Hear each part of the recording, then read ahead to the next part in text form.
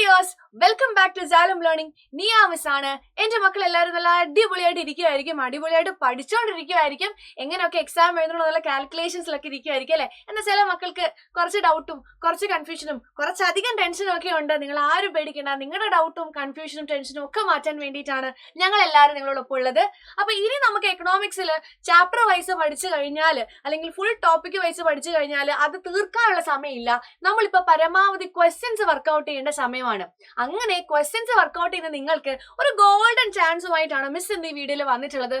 നമ്മൾ ഇന്ന് നമ്മുടെ എക്സാമിന് ആവർത്തിച്ച് ചോദിച്ചുകൊണ്ടിരിക്കുന്ന 5 മാർക്കിന്റെ ക്വസ്റ്റ്യൻസ് ഏതൊക്കെയാണെന്നാണ് നോക്കാൻ വേണ്ടി പോയിരിക്കുന്നത്. എന്തൊരു സന്തോഷം അല്ലെ. സോ ഷോർട്ട് എസ്സേ ക്വസ്റ്റ്യൻസ് ഏതൊക്കെ നിങ്ങളുടെ എക്സാമിന് ചോദിക്കാൻ സാധ്യതയുണ്ട് എന്നുള്ളത് നമുക്ക് ഈ വീഡിയോയിൽ ഡിസ്കസ് ചെയ്യാം.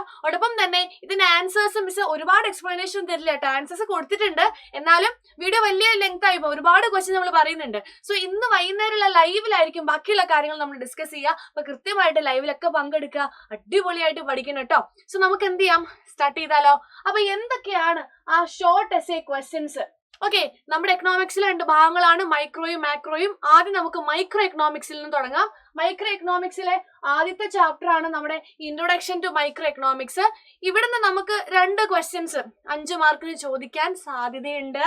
ഏതൊക്കെയാണ്? ഒന്നാമത്തെ ചോദ്യം, write a brief not on the central problems of N economy. അല്ലെ, ഒരു എക്കോണമിയിലെ സെൻട്രൽ പ്രോബ്ലംസ് എന്തൊക്കെയാണ് നമുക്കറിയാവുന്ന കാര്യമാണ്, പുതിയ കാര്യമൊന്നുമല്ല. എന്തൊക്കെയാണത്? ആരൊക്കെയാണല്ലേ? എന്തൊക്കെയാണത്? What to produce, how to produce, for whom to produce. അല്ലെ, ഇത്രയും ഒന്ന് ജസ്റ്റ് എക്സ്പ്ലെയിൻ ചെയ്ത് എഴുതി വെച്ച് കഴിഞ്ഞാൽ 5 മാർക്ക് ഇതേ നമ്മുടെ കയ്യിലിരിക്കും. അടുത്ത ചോദ്യത്തിലേക്ക് പോകാം. അടുത്ത ചോദ്യമാണ് difference between market economy and centrally planned economy. അല്ലെ, മാർക്കറ്റ് എക്കോണമിയും സെൻട്രലി പ്ലാൻഡ് എക്കോണമിയും തമ്മിലുള്ള വ്യത്യാസമാണ് ചോദിച്ചിരിക്കുന്നത് 5 മാർക്കിന്.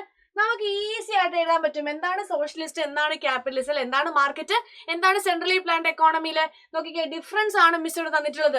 രണ്ടും നമുക്ക് ഡിസ്കസ് ചെയ്യാം. എന്താണ്? ഗവൺമെന്റ് ഓണർഷിപ്പ് ആണല്ലേ, സോഷ്യലിസ്റ്റില് ഗവൺമെന്റ് ഓണർഷിപ്പ് ആണുള്ളത്. ബട്ട് ക്യാപിറ്റലിസം എന്ന് പറയുമ്പോഴത്തേക്കും ഓൺഡ് ബൈ പ്രൈവറ്റ് ഇൻഡിവിജ്വൽസ് ആണ് അല്ലെ, പ്രൈവറ്റ് ഏജൻസീസ് ആണ്. അതേപോലെ ഇവിടെ നമുക്ക് പ്രോഫിറ്റ് മോട്ടീവ് ആണ്. എന്ത് മോട്ടീവാണ്? പ്രോഫിറ്റ് മോട്ടീവ് ആണ്. അതേപോലെ തന്നെ പ്രൈസ് മെക്കാനിസം ആണ്. ബട്ട് നമ്മൾ ഗവൺമെന്റ് സോഷ്യലിസ്റ്റ് എക്കോണമിയിലേക്ക് വരുന്ന സമയത്ത് പ്ലാനിങ് മെക്കാനിസം ആണ്. ഇവിടെ ആൾക്കാരുടെ വെൽഫെയർ, ക്ഷേമത്തിനാണ് കുറച്ചും കൂടെ എന്ത് കൊടുക്കുന്നത്, ഇമ്പോർട്ടൻസ് കൊടുക്കുന്നത്. സോ ഈ ഒരു ക്വസ്റ്റിന് നമുക്ക് എന്ത് ചെയ്യാം, ഷോർട്ട് എസ്സേയില് 5 മാർക്കിന് പ്രതീക്ഷിക്കാവുന്ന ഒരു ചോദ്യമാണ് നമ്മുടെ ഫസ്റ്റ് ചാപ്റ്റർ കേട്ടോ. രണ്ടാമത്തെ ചാപ്റ്ററിലേക്ക് പോകാം. നമ്മുടെ ഫസ്റ്റ് ചാപ്റ്റർ ചെറുതാണ് കേട്ടോ, ഓർമ്മയുണ്ടോ? എന്തെങ്കിലും അറിയാലോ അല്ലെ. സോ നമ്മുടെ അടുത്ത ചാപ്റ്റർ ആണ് തിയറി ഓഫ് കൺസ്യൂമർ ബിഹേവിയർ. ഇവിടെ നമുക്ക് കുറേ അധികം കാര്യങ്ങൾ പഠിക്കാനുണ്ട്. എന്നാലും 5 മാർക്കിന് ആവർത്തിച്ച് വരുന്ന ചോദ്യങ്ങൾ മാത്രമേ നമ്മൾ ഈ വീഡിയോ ഡിസ്കസ് ചെയ്യുന്നുള്ളൂ. നോക്കിക്കേ മക്കളെ, ഇങ്ങനൊരു ചോദ്യം ചോദിക്കാം. Mention the properties of indifference curve. അല്ലെ, എന്താണ് മലയാളത്തിന് കുറിച്ചാണ്? നിസ്സംഗ വക്രത്തിന്റെ സവിശേഷതകൾ സൂചിപ്പിക്കുക. എന്തൊക്കെയാണ് ഫീച്ചേഴ്സ് എന്നാണ് ചോദിച്ചിരിക്കുന്നത്. ബി ക്വസ്റ്റ്യൻ ഉണ്ട്, diagrammatically explain the optimal choice of consumer. എന്താണ്? കൺസ്യൂമറിന്റെ ഇക്വിലിബ്രിയത്തെ പറ്റിയാണ് ചോദിച്ചിരിക്കുന്നത്. 2 ക്വസ്റ്റ്യനും കൂടെ ഒരുമിച്ചായിരിക്കും ഉണ്ടാവുക. അല്ലെങ്കിൽ ഇത് ഒരെണ്ണം 2 മാർക്കിനും ഒരെണ്ണം ചിലപ്പോൾ 2 മാർക്കിനും അങ്ങനെ സെപ്പറേറ്റ് ആയിരിക്കും ചോദിക്കുക. ഇങ്ങനെ ഒരുമിച്ച് ചോദിക്കുമ്പോൾ 5 മാർക്കിനായിരിക്കും അവർ ചോദിക്കുന്നുണ്ടാവുക. എന്തൊക്കെ എഴുതണം? ഇൻഡിഫറൻസ് കർവ് എന്താണെന്ന് എഴുതുക, അറിയാലോ. അതിനുശേഷം ഫീച്ചേഴ്സ് എന്തൊക്കെയാണ്? ഡൗൺവേർഡ് സ്ലോപ്പിംഗ് ആണ്. അതേപോലെ തന്നെ ഹയർ ലെവൽ ഓഫ് മുകളിലേക്ക് IC1, IC2, IC3 നോക്കുമ്പോൾ ഏതാണ് നമുക്ക് നല്ല സാറ്റിസ്ഫാക്ഷൻ തരുന്നത്, യൂട്ടിലിറ്റി തരുന്ന ഏതാണ്? IC മുകളിലേക്കുള്ളതാണ് അല്ലെ. അതേപോലെ തന്നെ ഒരു എന്താ പറയാ, ഇൻഡിഫറൻസ് കർവുകളും ഇന്റർസെക്ട് ചെയ്യില്ല, തമ്മിൽ എന്ത് ചെയ്യില്ല, കൂട്ടിമുട്ടില്ല. സിമ്പിൾ ആണ്. ഇതേപോലെ ഒരു കൺസെപ്റ്റ് പ്രൊഡക്ഷൻ കോഴ്സിലുണ്ട്. എന്താണ്? ഐസോകോണ്ട് അല്ലെ. അടുത്തത് എന്താണ്? കൺസ്യൂമേഴ്സ് ഇക്വിലിബ്രിയം എഴുതുക, ആ ഫിഗർ അങ്ങോട്ട് വരച്ചു വെക്കുക, കാര്യം കഴിഞ്ഞു. ഇനി മക്കളെ നോക്കിക്കേ, 5 മാർക്കിന് വേറെ ചോദ്യം ചോദിക്കാം. Price elasticity. What do you mean by price elasticity? എന്താണ് പ്രൈസ് ഇലാസ്റ്റിസിറ്റി ചോദിക്കാം. ഇങ്ങനെ ഒരു ചോദ്യം ചോദിക്കാം അല്ലെ. അതായത് നോക്കിക്കേ, price of potato falls from 100 to 75. അതിനുശേഷം ഡിമാൻഡ് എന്ത് ചെയ്യുന്നു? 10 കിലോയിൽ നിന്ന് 15 കിലോ ആയിട്ട് കൂടുന്നു. നമുക്കറിയാം ഡിമാൻഡും പ്രൈസും തമ്മിൽ ചകടയാണ് അല്ലെ, ഇൻവേഴ്സ് റിലേഷൻഷിപ്പ് ആണ്. സോ മക്കൾ ഇവിടെ നമ്മൾ യൂസ് ചെയ്യേണ്ട ഇക്വേഷൻ എന്ന് വെച്ചിട്ടുണ്ടെങ്കിൽ delta Q by delta P into P by Q എന്നുള്ള ഇക്വേഷൻ ആണ് യൂസ് ചെയ്യേണ്ടത്. ഈ കിട്ടിയ ആൻസർ വെച്ചിട്ട് ഏത് ടൈപ്പ് ഓഫ് ഇലാസ്റ്റിസിറ്റി ആണെന്ന് മക്കൾ എന്ത് ചെയ്യുക, കമന്റ് ചെയ്യാനും ഇവിടെ പറഞ്ഞിട്ടുണ്ട്. ഇനി നോക്കിക്കേ പ്രൈസ് ഇലാസ്റ്റിസിറ്റി എന്താണെന്ന് മിസ് ഇവിടെ കൊടുത്തിട്ടുണ്ട്. നിങ്ങൾ പിന്നെയും പറഞ്ഞ കാര്യമൊന്നുമില്ല. എന്റെ എക്സ്പ്ലനേഷൻ ഒക്കെ നമുക്ക് നോക്കാം. ജസ്റ്റ് നോക്കിക്കേ എന്താണ് degree of responsiveness of quantity demanded of a commodity with respect to change in its price. പ്രൈസിൽ മാറ്റം വരുമ്പോൾ ഡിമാൻഡ് എങ്ങനെയാണ് മാറുന്നത് നമ്മൾ സപ്ലൈയുടെ കാര്യത്തിലും പഠിച്ചിട്ടുണ്ട്, ഡിമാൻഡിന്റെ കാര്യത്തിലും പഠിക്കുന്നുണ്ട്. സോ അതിനെയാണ് പ്രൈസ് ഇലാസ്റ്റിസിറ്റി ഓഫ് സപ്ലൈ എന്ന് നമ്മൾ വിളിക്കുന്നത്. ഇനി അടുത്ത ചാപ്റ്റർ പ്രൊഡക്ഷൻ ആൻഡ് കോസ്റ്റ്, വളരെ സിമ്പിൾ ആയിട്ടുള്ള ചാപ്റ്റർ ആണ്. ഇവിടെ നമുക്ക് 5 മാർക്ക് പ്രതീക്ഷിക്കാൻ പറ്റുന്നത് ഈ ഒരു ക്വസ്റ്റ്യൻ ആണ്. എം പിയും എ പിയും കണ്ടുപിടിക്കാനുള്ള ഒരു ഇക്വേഷൻ. എന്താണ് ഇക്വേഷനുള്ള പ്രോബ്ലം? ഇക്വേഷൻ ഒക്കെ നമുക്കറിയാം. എന്താണ് എ പിയുടെ ഇക്വേഷൻ എന്ന് പറയുന്നത്? TP/L ആണ്. ടോട്ടൽ പ്രൊഡക്റ്റിനെ ലേബർ കൊണ്ട് ഡിവൈഡ് ചെയ്യാം. ഡിവൈഡ് ചെയ്യുമ്പോഴത്തേക്കും ആദ്യം 0, 5, പിന്നെ 5, ബാക്കി നമ്മൾ ഡിവൈഡ് ചെയ്യുമ്പോൾ അതിനുള്ള ആൻസേഴ്സ് കിട്ടും. അതേപോലെ എം പി എങ്ങനെ മക്കളെ കണ്ടുപിടിക്കുന്നത് ഓൾറെഡി ഞാൻ സെപ്പറേറ്റ് വീഡിയോ ചെയ്തിട്ടുണ്ട് കേട്ടോ. എം പി എങ്ങനെ കണ്ടുപിടിക്കുന്നത്? TPL - TPL-1. കാരണം ഇവിടെ നോക്കിക്കേ ലേബർ ഒന്നൊന്ന് വെച്ചല്ലേ കൂടുന്ന ഡിഫറൻസ് അല്ലേ. വേറൊരു ഇക്വേഷൻ ഉണ്ട്. എന്താണ് ആ ഇക്വേഷൻ എന്ന് പറയുന്നത്? ഇവിടെ എഴുതിത്തരാം. Delta TP/ΔL. ബട്ട് ഈ ഒരു ഇക്വേഷൻ നമ്മൾ അങ്ങനെ യൂസ് ചെയ്യത്തില്ല. നമുക്കറിയാം എന്തുകൊണ്ടാണ്. ഇവിടെ 1 ആണ് ഡിഫറൻസ് എങ്കിൽ നമ്മൾ ഈ ഇക്വേഷൻ യൂസ് ചെയ്യേണ്ട കാര്യമില്ല. ഇത് യൂസ് ചെയ്താൽ മതി എന്നുള്ള കാര്യം നമുക്കറിയാം. അങ്ങനെ ആ ഇക്വേഷൻ യൂസ് ചെയ്യുമ്പോൾ എങ്ങനെ ചെയ്യുന്ന മക്കളെ ഞാൻ കാണിച്ചു തരാം. ഒരെണ്ണം ഒന്ന് കാണിച്ചു തരാം. നിങ്ങൾ നോക്കിക്കേ എങ്ങനെയാണ് ഈ ഇക്വേഷൻ യൂസ് ചെയ്ത് ചെയ്യാം. ഈ TP മൈനസ് മുന്നത്തെ TP ഒന്നുമില്ല, -n. 5 - 0 5, 10 - 5 5. ഇങ്ങനെ മുന്നത്തെ TP എന്ത് ചെയ്യുക? മൈനസ് ചെയ്ത് പോവാണ് ചെയ്യുന്നത്. ഇനി അടുത്തത് state the law of proportion, law of variable proportion with the help of A diagram. ഏതാണ്? ഷോർട്ട് റണ്ണിലെ വേരിയബിൾ പ്രൊപ്പോർഷൻ ഡയഗ്രത്തിന്റെ ഹെൽപ്പോടെ എക്സ്പ്ലെയിൻ ചെയ്യാനാണ് പറഞ്ഞിരിക്കുന്നത്. നമുക്ക് എന്തറിയാം? എന്താണ് ലോ ഓഫ് വേരിയബിൾ പ്രൊപ്പോർഷൻ എന്നറിയാം. എന്താണ്? നമ്മൾ എംപ്ലോയ്മെന്റ്. അപ്പൊ ലേബർ ഇങ്ങനെ കൂട്ടിക്കൊടുത്തുകൊണ്ടിരിക്കുന്ന സമയത്ത് എം പി എന്ത് ചെയ്യും? 0 ആകും. എം പി അവസാനം നെഗറ്റീവ് ആകും. TP കുറയും, AP കുറയും. ബട്ട് AP 0 ആകില്ല. ഇതിനെയാണ് ലോ ഓഫ് വേരിയബിൾ പ്രൊപ്പോർഷൻ അല്ലെങ്കിൽ law of diminishing marginal product നമ്മൾ വിളിക്കുന്നത്. ഇതിനെന്തുണ്ട്? 3 സ്റ്റേജസ് ഉണ്ട് അല്ലെ. Increasing returns two factor, diminishing returns two factor, negative returns two factor. ഈ 3 സ്റ്റേജസും നിങ്ങൾ ഓർത്തിരിക്കണം. കാരണം ഇത് പ്രീവിയസ്ലി ഒരുപാട് ചോദിച്ചിട്ടുള്ള ചോദ്യമാണ് കേട്ടോ. അതിനുശേഷം മക്കൾ എന്ത് ചെയ്യുക? ഈ ഡയഗ്രം ഒന്ന് വരച്ചു വെക്കുക. ഡയഗ്രമാറ്റിക്കലി എക്സ്പ്ലെയിൻ ചെയ്യാനാണ് പറഞ്ഞിരിക്കുന്നത്. അതുകൊണ്ട് ഈ ഡയഗ്രം ഒന്ന് വരച്ചു വെക്കുക. 3 സ്റ്റേജസ് ആണ് അല്ലെ. നോക്കി, ആദ്യത്തെ സ്റ്റേജിൽ എല്ലാവരും കൂടുകയാണ് അല്ലെ. ആദ്യത്തെ സ്റ്റേജിൽ എല്ലാവരും ഇവിടെ കൂടുകയാണ് ചെയ്യുന്നത്. പിന്നെ എന്ത് ചെയ്യുന്നു? സ്റ്റേജ് 2 ആകുമ്പോഴത്തേക്കും TP കൂടുന്നുണ്ട്, ബട്ടത്തെ ഡിമിനിഷിംഗ് റേറ്റ് ആണ് കൂടുന്നത്. എന്ത് ചെയ്യുന്നു? MP എന്ത് ചെയ്യുന്നു? രണ്ടാമത്തെ സ്റ്റേജിൽ MP നോക്കടാ 0 ആകുകയാണ് ചെയ്യുന്നത്. അതിനുശേഷം AP കുറയുന്നുണ്ട്. മൂന്നാമത്തെ സ്റ്റേജിൽ MP എന്താകുന്നു? നെഗറ്റീവ് ആകുന്നു. TP എന്ത് ചെയ്യുന്നു? ഡിക്രീസ് ചെയ്യുന്നു. ഓക്കെ അല്ലേ? എങ്കിൽ അടുത്ത ചോദ്യം, explain 3 laws of returns to scale. Returns to സ്കെയിലിന്റെ 3 ആദായ നിയമങ്ങൾ എക്സ്പ്ലെയിൻ ചെയ്യാനാണ് പറഞ്ഞിരിക്കുന്നത്. 3 നിയമങ്ങൾ നമുക്ക് സിമ്പിൾ ആയിട്ട് അറിയാം. എന്തൊക്കെയാണ് 3 നിയമങ്ങൾ? ഫസ്റ്റ് ഓഫ് ഓൾ എന്താണ് റിട്ടേൺ സ്കെയിൽ എന്ന് നമ്മൾ പഠിച്ചു വെക്കണം. എന്താണ്? ഇൻപുട്ടിൽ ചേഞ്ച് വരുത്തുമ്പോൾ ഔട്ട്പുട്ടിൽ എങ്ങനെയൊക്കെ ചേഞ്ച് ഉണ്ടാകും? 3 തരത്തിലുള്ള ചേഞ്ച് ഉണ്ടാകും. എന്തൊക്കെയാണ്? കോൺസ്റ്റന്റ് റിട്ടേൺസ് സ്കെയില് ഇൻപുട്ടിലെ ചേഞ്ചിലെ പോലെ തന്നെ ഔട്ട്പുട്ടിലെ ചേഞ്ച് ഉണ്ടാകുന്നു. അതേപോലെ തന്നെ ഇൻക്രീസിംഗ് റിട്ടേൺസ് സ്കെയില് ഇൻപുട്ടിൽ നമ്മൾ കുറച്ച് ചേഞ്ച് ആണെങ്കിൽ ഔട്ട്പുട്ടിൽ വലിയ തോതിൽ ചേഞ്ച് ഉണ്ടാകുന്നു. അടുത്തത് ഡിക്രീസിംഗ് റിട്ടേൺസ് സ്കെയില് ഇൻപുട്ടിൽ നമ്മൾ ചേഞ്ച് വരുത്തുന്നു, അതിനനുസരിച്ച് ഔട്ട്പുട്ടിൽ എന്ത് ചെയ്യുന്നില്ല? ചേഞ്ച് വരുന്നില്ല. അത് മാത്രം എഴുതി വെച്ചാൽ മതി. അതിനുശേഷം ഇങ്ങനെ ചോദ്യം ചോദിക്കാം. ഇത് 8 മാർക്കിനും ചോദിക്കാം, 5 മാർക്കിനും ചോദിക്കാം. ഇക്വേഷൻസ് ഒക്കെ അറിയാലോ. എന്താണ് ഇക്വേഷൻ? TCയുടെ ഇക്വേഷൻ എന്ന് പറയുന്നത് TVC + TFC ആണ്. TVC കണ്ടുപിടിക്കാൻ നമ്മളെ പഠിപ്പിച്ചിട്ടുണ്ടോ? ഉണ്ട്. എന്താണ് TVCയുടെ ഇക്വേഷൻ? TC - TFC ചെയ്താൽ പോരെ. അതേപോലെ AFC എന്താ ഇക്വേഷൻ? TFC / Q. AVC എന്താണ്? TVC / Q. SMC എന്താണ്? MC മാർജിനൽ TCN - TCN - 1 ആണ് ഇക്വേഷൻ. ഇത് ഓൾറെഡി നമ്മൾ ചെയ്തിട്ടുള്ള ക്വസ്റ്റ്യൻ ആണ്. യെസ്, ഇങ്ങനെയാണ് ഓരോ ക്വസ്റ്റ്യൻ ചെയ്യുന്നത്. ഇനി 5 മാർക്കിൽ അടുത്ത ചോദ്യമാണ്. നോക്കിക്കേ, ആവറേജ് കോസ്റ്റും മാർജിനൽ കോസ്റ്റും തമ്മിലുള്ള റിലേഷൻഷിപ്പിനെ പറ്റിയാണ് ചോദിച്ചിരിക്കുന്നത്. ഇതില് ആവറേജ് കോസ്റ്റിനെ പറ്റിയും മാർജിനൽ കോസ്റ്റിനെ പറ്റിയും നോട്ട്സ് തയ്യാറാക്കാൻ പറഞ്ഞിട്ടുണ്ട്. അതോടൊപ്പം തന്നെ ഇവർ തമ്മിലുള്ള എന്താണ് റിലേഷൻഷിപ്പ് എഴുതാൻ വേണ്ടിയും ചോദിച്ചിട്ടുണ്ട്. മക്കൾ നിങ്ങൾ നോക്കിക്കഴിഞ്ഞ് കറക്റ്റ് ആയിട്ടാണോ ഈ ഒരു ഡയഗ്രം തന്നിരിക്കുന്നത്? നോക്കിക്കേ, MC ആ താഴെ കൂടാണ് കട്ട് ചെയ്യുന്നത്. എസിന്റെ മിനിമത്തിലൂടെയാണ്. ഓക്കെ, ആദ്യമേ കറക്റ്റ് ആണ് തന്നിരിക്കുന്നത്. ഇനി രണ്ട് റിലേഷൻഷിപ്പും എന്താണ് എ സി എന്താണ് എം സി എന്ന് എഴുതി വെച്ചാൽ മതി. റിലേഷൻഷിപ്പ് ഒന്നും പിന്നെ പറയേണ്ട കാര്യമില്ല, നമ്മൾ പച്ച വെള്ളം പോലെ പഠിക്കുന്ന കാര്യമാണ് അല്ലെ. S M C cuts the minimum point. ഇത് നിങ്ങൾ ആലോചിച്ച് വെക്കുക. ചിലപ്പോൾ ഡയഗ്രാം തെറ്റിച്ച് തരും. എന്തെങ്കിലും ചെയ്യും, ഡയഗ്രാം തെറ്റിച്ച് തന്നിട്ട് നിങ്ങളോട് പറയും ഡയഗ്രാം ശരിയാക്കാൻ. എങ്ങനെ മനസ്സിലാക്കാം? എപ്പോഴും എം സി എ സിയുടെ മിനിമം പോയിന്റ്, അതായത് ഇപ്പം ഇത് എസ് എ സി ആണെന്നുണ്ടെങ്കിൽ എപ്പോഴും ഏറ്റവും താഴ്ന്ന ഏറ്റവും ചെറിയ പോയിന്റ് ഇതല്ലേ, മിനിമം പോയിന്റ് ഇതല്ലേ, ഇതിലൂടെ മാത്രമേ എന്ത് ചെയ്യുള്ളൂ, എം സി കട്ട് ചെയ്യുള്ളൂ. അപ്പൊ നമുക്ക് മനസ്സിലാക്കാം ഡയഗ്രാം ശരിയാണോ അല്ലേ എന്നുള്ളത്. ഇനി നമുക്ക് എന്ത് ചെയ്യാം, അടുത്ത ചാപ്റ്ററിലേക്ക് പോവാം. Theory of A firm under perfect competition ആണ്. ഇവിടെ നമുക്ക് 5 മാർക്കിന് പ്രോഫിറ്റ് മാക്സിമൈസേഷൻ ചോദിക്കാം കേട്ടോ. പക്ഷെ അത് 8 മാർക്കിനാണ് എപ്പോഴും ചോദിച്ചു കണ്ടുള്ളത്. അത് 5 മാർക്കിന് ചോദിച്ചാൽ മക്കൾക്ക് എഴുതാൻ പറ്റുമല്ലോ. 5 മാർക്കിന് ചോദ്യം നോക്കിക്കേ. നമ്മുടെ പ്രൈസ് ഇലാസ്റ്റിസിറ്റി ഓഫ് ഡിമാൻഡിന്റെ പോലെ തന്നെ പ്രൈസ് ഇലാസ്റ്റിസിറ്റി സപ്ലൈ ആണ് ചോദിച്ചിരിക്കുന്നത്. സെയിം ഇക്വേഷൻ ആണ്, delta Q by delta P into P by Q അല്ലെ. ഇവിടെ നമുക്കൊന്ന് ചെയ്ത് നോക്കാം. Market price of good degrees from 10 to 25. അപ്പൊ 10ൽ നിന്നും 25. അപ്പൊ ഇനീഷ്യൽ പ്രൈസ് എന്ന് പറയുന്നത് 10 ആണ്. ഡെൽറ്റ പി എത്രയാണ്? അപ്പം 25 മൈനസ് 10 15 ആണ് കൂടുന്നത്.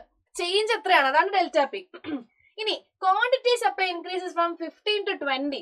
അപ്പം ആദ്യമേ ക്വാണ്ടിറ്റി സപ്ലൈഡ്, ആദ്യത്തെ ക്വാണ്ടിറ്റി എന്ന് പറയുന്നത് എത്രയായിരുന്നു? 15 ആയിരുന്നു. ഡെൽറ്റ ക്യൂ എന്ന് പറയുന്നത് 15ൽ നിന്ന് 20 20 മൈനസ് 15 എത്രയാണ്? 5 ആണ്. ഇനി ഇക്വേഷനിലോട്ട് എടുത്താൽ പോരെ. ഡെൽറ്റ ക്യൂവിന് പകരം എന്ത് കൊടുക്കുന്നു? 5 കൊടുക്കുന്നു. ഡെൽറ്റ പിക്ക് പകരം 15 കൊടുക്കുന്നു. ഇൻറ്റു പി എന്ന് പറയുന്നത് ഇനീഷ്യൽ പ്രൈസ്, ആദ്യം ഉണ്ടായിരുന്ന പ്രൈസ്. ആദ്യം എത്ര ഉണ്ടായിരുന്നത്? 10 അല്ലേ? 10. ക്യൂ എന്ന് പറയുന്നത് ഇനീഷ്യൽ ക്വാണ്ടിറ്റി ആണ്. ആദ്യം ഇനീഷ്യൽ ക്വാണ്ടിറ്റി 15 ആണ്. Divided by 15. ഇത് ചെയ്ത് കഴിയുമ്പോൾ നിങ്ങൾക്ക് ആൻസർ കിട്ടും. ആൻസർ കിട്ടുമ്പോൾ നിങ്ങൾക്ക് മനസ്സിലാകും ഏത് ടൈപ്പ് ഓഫ് ഇലാസ്റ്റിസിറ്റിയിലാണ് നമ്മുടെ ഈ ഒരു സപ്ലൈ ഉള്ളതെന്നുള്ളത്. അടുത്തത് 5 മാർക്കും ചോദിക്കുന്ന ഒരു ചോദ്യം നോക്കിക്കേ. നമുക്കറിയാം നമ്മുടെ സപ്ലൈനെ നിർണ്ണയിക്കുന്ന ഒരുപാട് ഘടകങ്ങൾ ഉണ്ടായിരുന്നു അല്ലെ. Input price, unit tax, technology പ്രൊഡക്ഷന്, price of the commodity. Okay, അതില് ഏകദേശം 2 എണ്ണം മാത്രമാണ് ചോദിച്ചിട്ടുള്ളൂ. നോക്കിക്കേ. Explain how do the following situation affect the supply curve? Price of input used in the production increases. Technology using is advanced. അപ്പൊ input price കൂടുകയാണ്. അതേപോലെ തന്നെ ടെക്നോളജി, നല്ല ടെക്നോളജിയാണ് യൂസ് ചെയ്യുന്നത് എങ്കിൽ സപ്ലൈ എങ്ങനെയായിരിക്കും മാറുന്നത്? സപ്ലൈയിൽ എന്ത് ചേഞ്ച് ആണ് ഉണ്ടാവുന്നത്?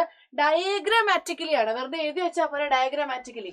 നമുക്കറിയാം അഡ്വാൻസ്ഡ് എന്താണ്? അഡ്വാൻസ്ഡ് അല്ലെങ്കിൽ അപ്ഡേറ്റഡ് അല്ലെങ്കിൽ നല്ല അടിപൊളി ടെക്നോളജി എന്നൊക്കെ കേട്ട് കഴിഞ്ഞാൽ നമ്മുടെ സപ്ലൈ എന്ത് ചെയ്യും? താഴോട്ട് ഷിഫ്റ്റ് ചെയ്യും, ഡൗൺവേർഡ് ഷിഫ്റ്റ് ചെയ്യും. ഓക്കെ, ലെഫ്റ്റ് വേർഡ് ഷിഫ്റ്റ് ചെയ്യും. മനസ്സിലായോ? സപ്ലൈ കൂടുകയാണ് ചെയ്യുക. അടുത്തത് price of input price, when input price increase. ഇപ്പൊ ഞാൻ പറയുകയാണ്, ഇപ്പൊ ഞാൻ കേക്ക് ഉണ്ടാക്കുന്ന ഒരു കമ്പനിയിൽ വർക്ക് ചെയ്യുന്ന ഒരാളാണെന്നുണ്ടെങ്കിൽ, ഇപ്പൊ കേക്ക് ഉണ്ടാക്കാനുള്ള വിപ്പിംഗ് ക്രീമിനും ഷുഗറിനും ഒക്കെ പൈസ കൂടുകയാണെന്നുണ്ടെങ്കിൽ എനിക്കധികം കേക്ക് പ്രൊഡ്യൂസ് ചെയ്യാൻ വേണ്ടി പറ്റത്തില്ല. സോ ഇൻപുട്ട് പ്രൈസ്, ഇൻപുട്ടിനുള്ള സാധനങ്ങൾ പൈസ കൂടുകയാണെന്നുണ്ടെങ്കിൽ എനിക്ക് എന്ത് ചെയ്യാൻ പറ്റില്ല? സപ്ലൈ ചെയ്യാൻ വേണ്ടി പറ്റില്ല. എന്റെ സപ്ലൈ കുറയും. സോ ഇൻപുട്ട് പ്രൈസ് കൂടുമ്പോൾ എന്താ സംഭവിക്കുക? സപ്ലൈ കുറയാണ് ചെയ്യുക. പ്രൈസും ഇൻപുട്ട് പ്രൈസും തമ്മിൽ തിരിഞ്ഞു പോകരുത്. പ്രൈസ് ഓഫ് ദ കമ്മോഡിറ്റി വേറെ, ഇൻപുട്ട് പ്രൈസ് വേറെ. ഇവിടെ എന്ത് ചെയ്യും? സപ്ലൈ അപ്വേർഡ് ഷിഫ്റ്റ് ചെയ്യും. സപ്ലൈ നമ്മൾ വിചാരിക്കുന്നതാണെന്നല്ല. നമുക്ക് ഭയങ്കര സങ്കടം വരുമ്പോൾ, നമ്മൾ ഡൗൺ ആവുമ്പോൾ നമ്മൾ എന്താ ചെയ്യുന്നത്? നേരെ താഴേക്കാണ് പോകുന്നത് അല്ലെ. പക്ഷെ ഇവിടെ സപ്ലൈ ഡൗൺ ആവുമ്പോൾ മുകളിലേക്കാണ് പോകുന്നത്. സപ്ലൈക്ക് സന്തോഷം വരുമ്പോൾ സപ്ലൈ താഴേക്കാണ് പോകുന്നത്. അങ്ങനെ ജസ്റ്റ് കണക്ട് ചെയ്ത് വെച്ചാൽ മതി കേട്ടോ. ഇനി അടുത്തത് 5 മാർക്കിന് ചോദിക്കാവുന്ന ചോദ്യമാണ്. അടുത്ത ചാപ്റ്റർ ആണ്. എന്താണ്? മാർക്കറ്റ് ഇക്വിലിബ്രിയത്തിലെ ക്വസ്റ്റ്യൻ ആണ്. എന്താണ് മാർക്കറ്റ് ഇക്വിലിബ്രിയത്തിൽ ചോദിച്ചിരിക്കുന്നത്? Market determine price of paddy in Kerala ₹21 per kilogram. But government intervenes in the market and sets ₹26 per kilogram. It is as the minimum price. ഇപ്പൊ കാര്യങ്ങൾ മനസ്സിലായിട്ടുണ്ടാകും.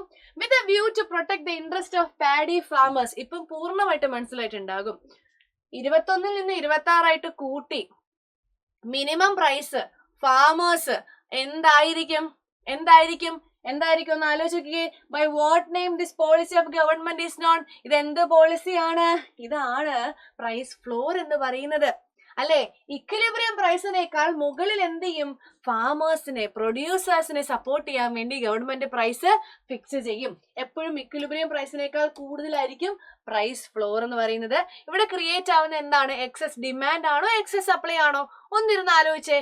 എന്തായിരിക്കും? എക്സസ് സപ്ലൈ ആയിരിക്കും ക്രിയേറ്റ് ആവുന്നത്. കാരണം പൈസ കൂട്ടുമ്പോൾ ഒരുപാട് ആൾക്കാർ ചിലപ്പോൾ സ്കിപ്പ് ചെയ്യും, വാങ്ങത്തില്ല. വാങ്ങാതിരിക്കുമ്പോൾ സാധനങ്ങൾ അധികം ആവത്തില്ലേ? ഈ അധികം ആവുന്ന സാധനങ്ങൾ ആര് പർച്ചേസ് ചെയ്യും? ഗവൺമെന്റ് പർച്ചേസ് ചെയ്യും. സോ ഇങ്ങനെ ഇൻഡയറക്റ്റ് ആയിട്ട് എന്ത് ചെയ്യാം മക്കളെ? ചോദ്യം ചോദിക്കാം. ഇനി നമ്മൾ ഇന്നലെ ഷിഫ്റ്റ് ഇൻ ഡിമാൻഡും ഷിഫ്റ്റ് ഇൻ സപ്ലൈയുടെ ഒരു വീഡിയോ ചെയ്തിട്ടുണ്ടായിരുന്നു. അവിടെ നമ്മൾ ഈ ക്വസ്റ്റ്യൻ വർക്ക്ഔട്ട് ചെയ്തിട്ടുണ്ടായിരുന്നു. ഇതും 5 മാർക്കിന് ചോദിക്കാൻ സാധ്യതയുള്ള ചോദ്യമാണ്. ഡിമാൻഡ് കൂടുമ്പോഴും സപ്ലൈ കൂടുമ്പോഴും ഇക്വിലിബ്രിയം പ്രൈസിനും ഔട്ട്പുട്ടിനും എന്ത് മാറ്റമാണ് ഉണ്ടാവുന്നത്? ഡിമാൻഡ് കൂടുക എന്ന് വെച്ചിട്ടുണ്ടെങ്കിൽ ഡിമാൻഡ് അപ്വേർഡ് ഷിഫ്റ്റ് ചെയ്യുമ്പോഴല്ലേ ഡിമാൻഡ് കൂടുന്നത്. അങ്ങനെ ഡിമാൻഡ് കൂടുകയാണ് അല്ലെങ്കിൽ റൈറ്റ് വേർഡിലേക്ക് ഷിഫ്റ്റ് ചെയ്യുകയാണെന്നുണ്ടെങ്കിൽ എന്താ സംഭവിക്കുക? ഇക്വിലിബ്രിയം പ്രൈസും ഇക്വിലിബ്രിയം ക്വാണ്ടിറ്റിയും കൂടും. സോ ഡിമാൻഡ് ഇൻക്രീസ് ചെയ്യുകയാണെന്നുണ്ടെങ്കിൽ both equilibrium price and equilibrium output will increase. ഇനി സപ്ലൈ കുറയാണ് അല്ലെ? സപ്ലൈ കുറയാണെന്നുണ്ടെങ്കിൽ എന്താ സംഭവിക്കുക? സപ്ലൈ കുറയുന്ന സമയത്ത് സപ്ലൈ എങ്ങോട്ടാ ഷിഫ്റ്റ് ചെയ്യുക? മുകളിലേക്കാണ് അല്ലെ? ലെഫ്റ്റ് വേർഡ് ഷിഫ്റ്റ് ആണ് ചെയ്യുക. ലെഫ്റ്റ് വേർഡ് ഷിഫ്റ്റ് ചെയ്യുന്ന സമയത്ത് ഇക്വിലിബ്രിയം പ്രൈസ് കൂടും, ഇക്വിലിബ്രിയം ക്വാണ്ടിറ്റി കുറയാണ് ചെയ്യുക. നമുക്ക് എന്ത് ചെയ്യാം? നമ്മുടെ മാക്രോ എക്കണോമിക്സിലേക്ക് പോകാം. ഒന്നാമത്തെ chapter introduction to macro economics ആണ്. ഇവിടെ നമുക്ക് 5 മാർക്കിന് ചോദിക്കാൻ ഒരു ചോദ്യം ഇതാണ്: എമർജൻസ് ഓഫ് മാക്രോ എക്കണോമിക്സ്. നമുക്കറിയാം എന്തൊക്കെ കൊണ്ടാണ് മാക്രോ എക്കണോമിക്സ് എമർജ് ആയത്. എന്തൊക്കെ കൊണ്ടാണ് നമുക്കറിയാം? ഗ്രേറ്റ് ഡിപ്രഷൻ എന്ന് പറഞ്ഞ പ്രശ്നം ഉണ്ടായി. മഹാസാമ്പത്തിക മാന്ദ്യം എന്നാണ് ഉണ്ടായത്? 1929 ഉണ്ടായത്. 1929 അത് ഉണ്ടായി. സ്റ്റോക്ക് മാർക്കറ്റ് ക്രാഷ് ആയി, ഒരുപാട് പ്രശ്നങ്ങളായി,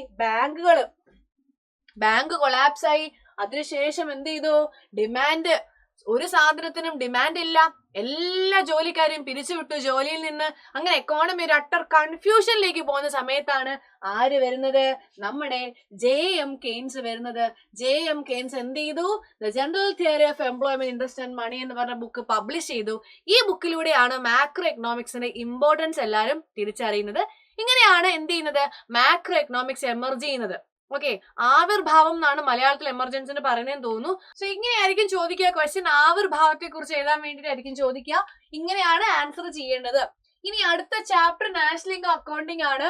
ഇവിടെ നമുക്ക് നോക്കിക്കേ, സർക്കുലർ ഫ്ലോ ഓഫ് ഇൻകം അല്ലെ? ഹൗസ് ഹോൾഡും ഫോംസും തന്നിട്ടുണ്ട്. നമുക്കറിയാം ആദ്യമേ ഹൗസ് ഹോൾഡിൽ നിന്ന് ഫോംസിലേക്ക് എന്താ പോവാ മക്കളെ?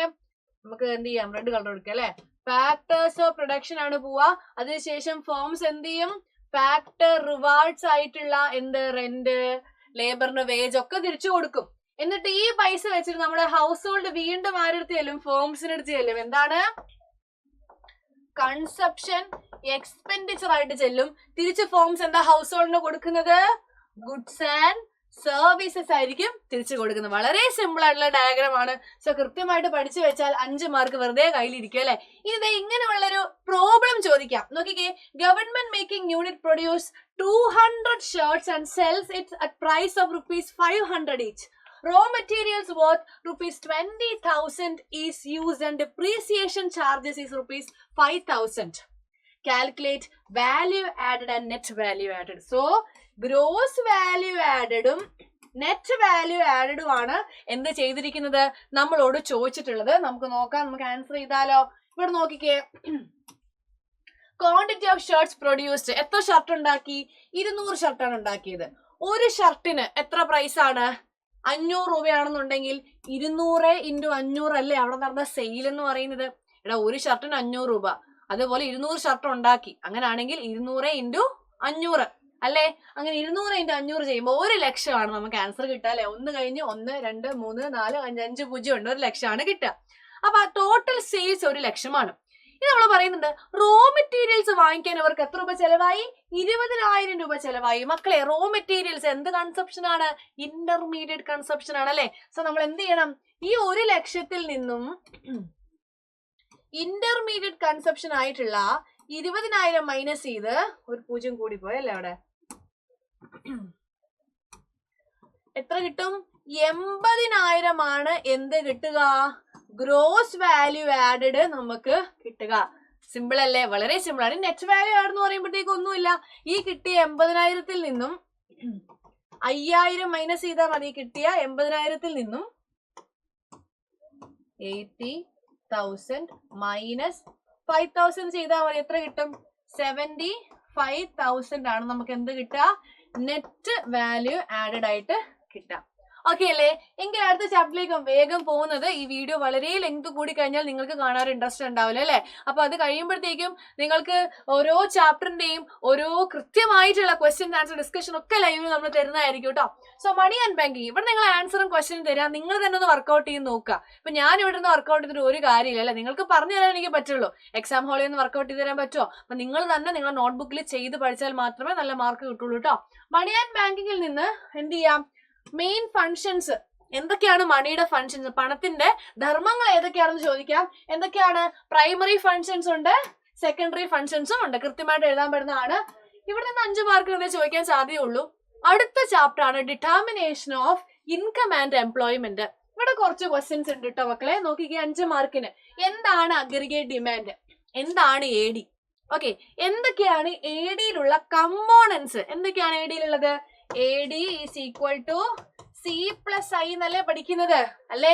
അപ്പൊ ADയിൽ എന്തൊക്കെയാണ് നമുക്ക് അറിയാലോ. ഇനി അടുത്തത് അഗ്രിഗേറ്റ് ഡിമാൻഡ് എന്താണെന്ന് മിസ് ഇവിടെ കൊടുത്തിട്ടുണ്ട്. അതോടൊപ്പം തന്നെ diagram shows equilibrium of N economy. Equilibrium ആണ് കാണിച്ചിരിക്കുന്നത്. നമുക്ക് മനസ്സിലായി ADയും ഇത് AS, Y എന്ന് പറഞ്ഞാൽ AS ആണല്ലോ. What? First question, identify the components of AD. നേരത്തെ കണ്ടുപിടിച്ചതാണ്, C+I ആണ്. ഇനി what happens to the equilibrium level of output when investment increases? അപ്പൊ ഇങ്ങനത്തെ ചോദ്യങ്ങൾ ചോദിക്കാൻ വളരെയധികം ചാൻസ് കൂടുതലാണ്. കൂടുമ്പോൾ AD എങ്ങോട്ടാ ഷിഫ്റ്റ് ആവുക? MPC കൂടുമ്പോൾ AD എങ്ങോട്ടാ ഷിഫ്റ്റ് ആവുക എന്നൊക്കെ ചോദ്യം ചോദിക്കാൻ സാധ്യതയുണ്ട്. ഇവിടെ ചോദിച്ചിരിക്കുന്നത് ഇൻവെസ്റ്റ്മെന്റ് കൂടുകയാണെന്നുണ്ടെങ്കിൽ എന്താണ് AD കർവിന് സംഭവിക്കുക? എന്ത് ചെയ്യും മക്കളെ? AD കർവ് AD1ലേക്ക്, ഇതാണ് ഇനീഷ്യൽ AD, മുകളിലേക്ക് ഷിഫ്റ്റ് ചെയ്യും. എന്ത് ചെയ്യും? അപ്വേർഡ് ഷിഫ്റ്റ് ഓഫ് AD ആണ് ഇവിടെ സംഭവിക്കുക. അടുത്ത ചോദ്യം 5 മാർക്കിന് ഇങ്ങനെ ഒരു കാൽക്കുലേഷൻ ക്വസ്റ്റ്യൻ ഉണ്ടാകും. നോക്കിക്കേ, ഇൻകവും കൺസപ്ഷനും കൊടുത്തിട്ടുണ്ട്. സേവിങ് കണ്ടുപിടിക്കാൻ വലിയ പണിയൊന്നുമില്ല. 10,000 ഇൻകം ഉണ്ട്, 10,000 ചെലവാക്കിയെങ്കിൽ 0 എന്റെ സേവിങ്. 20,000-ൽ 18,000 ചെലവാക്കിയെങ്കിൽ ബാക്കി എനിക്ക് 2,000 ആണുള്ളത്. 25,000-ൽ 21,000 പോയി കഴിഞ്ഞാൽ എത്രയാണ് നമുക്കറിയാം. അങ്ങനെ ഓരോന്നും കണ്ടുപിടിക്കുക. APCയുടെ ഫോർമുല എന്താണ്? C/Y. MPCയുടെ ഡെൽറ്റ C/ഡെൽറ്റ Y. APSന്റെ S/Y. MPSന്റെ ഡെൽറ്റ S/ഡെൽറ്റ Y. സിമ്പിൾ ആയിട്ടുള്ള ഇക്വേഷൻ ആണ്. ഇത് 5 മാർക്കിന് ചോദിച്ചു കഴിഞ്ഞാൽ നിങ്ങൾ ആരും തെറ്റിക്കരുത്. കാരണം അത്രയ്ക്ക് സിമ്പിൾ ക്വസ്റ്റൻ ആണ് ഈ ചാപ്റ്ററിന് ചോദിക്കാനുള്ളത്. ഇനി അടുത്ത ചാപ്റ്റർ ആണ് government budget and the economy. ഇവിടെ നിന്ന് നമുക്ക് എന്ത് ചെയ്യാം? ഗവൺമെന്റ് ബഡ്ജറ്റിന്റെ ഒബ്ജക്റ്റീവ്സ് എന്തൊക്കെയാണ്? ഒബ്ജക്റ്റീവ്സ് എന്ന് പറയുന്നത് allocation function, redistribution function, stabilisation function. കൃത്യമായിട്ട് പഠിച്ചു വെക്കണം കേട്ടോ. ഇനി അതേപോലെ തന്നെ ഇങ്ങനെ ഒരു ഫ്ലോ ചാർട്ട് തന്നിട്ട് ഇവിടെ എന്ത്? ഗവൺമെന്റ് ബഡ്ജറ്റ്, ക്യാപിറ്റൽ ബഡ്ജറ്റ് ആണെങ്കിൽ എന്ത് വരും? ഇവിടെ റവന്യൂ ബഡ്ജറ്റ് വരും അല്ലെ? അതേപോലെ റവന്യൂ റെസീപ്റ്റ്സ്, ക്യാപിറ്റൽ റെസീപ്റ്റ്സ്, ബാക്കിയുള്ള കാര്യങ്ങൾ കൃത്യമായിട്ട് നിങ്ങൾക്ക് അറിയാലോ. ഇതിന്റെ ഒക്കെ എക്സ്പ്ലനേഷൻ നമ്മൾ തരുന്നതായിരിക്കും കേട്ടോ. സോ ഇങ്ങനെ ഒരു ഫ്ലോ ചാർട്ട് നിങ്ങൾക്ക് എന്ത് ചെയ്തിട്ടുണ്ടാകും? നിങ്ങളുടെ ക്വസ്റ്റ്യൻ പേപ്പറിൽ തന്നിട്ടുണ്ടാകും. അത് ഫില്ല് ചെയ്യുന്നത് നിങ്ങൾ എന്ത് ചെയ്യുക? കൃത്യമായിട്ട് പഠിച്ചുകൊണ്ട് പോവാ.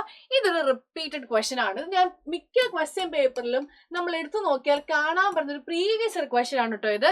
സോ ഈ വർഷം വരുന്ന 2025-ലും ചോദിക്കാൻ സാധ്യതയുണ്ട്. പക്ഷെ എങ്ങനെയാണെന്ന് അറിയില്ല. ഇൻഡയറക്റ്റ് ഒക്കെ ആയിട്ടാണ് ചോദ്യം ചോദിക്കുന്നതാണ് ഇപ്പൊ എല്ലാവരും പറയുന്നത് അല്ലെ? സോ നോക്കാം. ഇനി അടുത്ത chapter, last chapter, open economy, macro economics. ഇവിടെ നമുക്ക് നോക്കിക്കേ, ഇങ്ങനെ ഒരു ചോദ്യം ചോദിക്കാം. Different countries have different methods of determining their currency exchange rate. What are the different types of exchange rate? ഏതൊക്കെ തരത്തിലുള്ള എക്സ്ചേഞ്ച് റേറ്റുകളാണുള്ളത് അല്ലെ? അവരുടെ കറൻസിയുടെ വിനിമയ നിരക്ക് നിർണ്ണയിക്കുന്നത് പല രീതിയിലാണ്. അപ്പൊ ഏതൊക്കെയാണ് എക്സ്ചേഞ്ച് റേറ്റ് എന്നാണ് ചോദിച്ചിരിക്കുന്നത്. ഏതെങ്കിലും ഒന്ന് ഡയഗ്രമാറ്റിക്കലി എക്സ്പ്ലെയിൻ ചെയ്യാനാണ് പറഞ്ഞിരിക്കുന്നത്. സോ നമുക്കറിയാം, ഫ്ലെക്സിബിള്, ഫിക്സഡ്, മാനേജർ, ഫ്ലോട്ടിങ്. ഈ 3 എക്സ്ചേഞ്ച് റേറ്റുകൾ ഉള്ളത്. കൃത്യമായിട്ട് എഴുതി വെക്കുക. ഇഷ്ടമുള്ള ഒരെണ്ണം എന്ത് ചെയ്യുക? നിങ്ങൾ ഡയഗ്രമാറ്റിക്കലി എക്സ്പ്ലെയിൻ ചെയ്യുക. സോ എന്റെ മക്കളെ, ഇത്രയും കാര്യങ്ങൾ നിങ്ങളോട് പറയാനുള്ളൂ. കുറച്ചധികം ലെങ്ത് കൂടിപ്പോയി എന്നറിയാം. കാരണം അത്രയും ക്വസ്റ്റ്യൻ ഡിസ്കസ് ചെയ്തു. ഇത്രയും സ്പീഡിൽ വന്നുകൊണ്ടാണ് നമ്മളിപ്പോ ഇത്രയും പെട്ടെന്ന് തന്നെ തീർത്തത്. സോ കൃത്യമായിട്ട് പഠിക്കുക, അടിപൊളിയായിട്ട് പഠിക്കുക. All the best for your public exam.